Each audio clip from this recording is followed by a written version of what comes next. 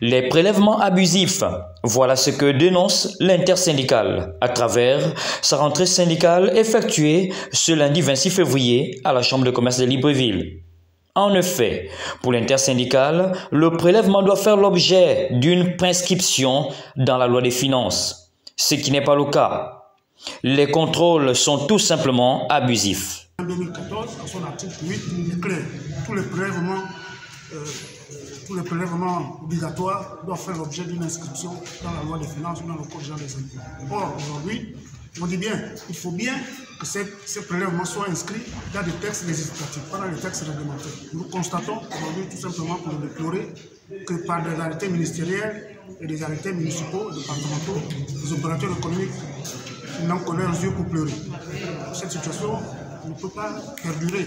C'est pourquoi donc, nous lisons pour l'année 2024, nous sollicitons du président de la transition, chef de l'État, qu'il y ait au moins, on n'a pas dit de supprimer les contrôles, mais qu'il y ait au moins une réduction de contrôles qui ne sont même pas essentiels. Les contrôles sont faits, pourtant les prix sont toujours élevés.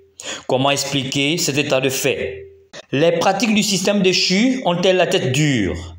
Ou sommes-nous toujours sous le contrôle honteux des comportements médiocres qui érigeaient le vol en norme? Quand est-ce que le panier de la ménagère sera-t-il allégé?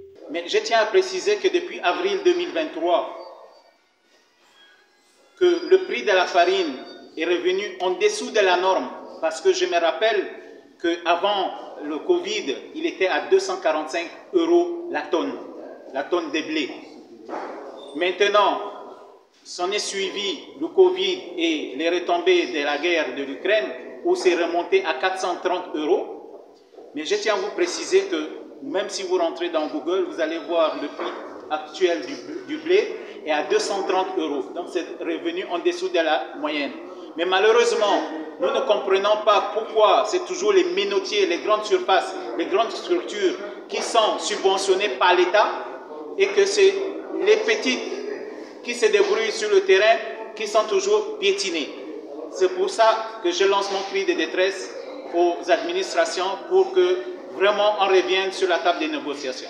Vivement la restauration du secteur commercial dans notre pays, en commençant par les administrations concernées. Affaire à suivre.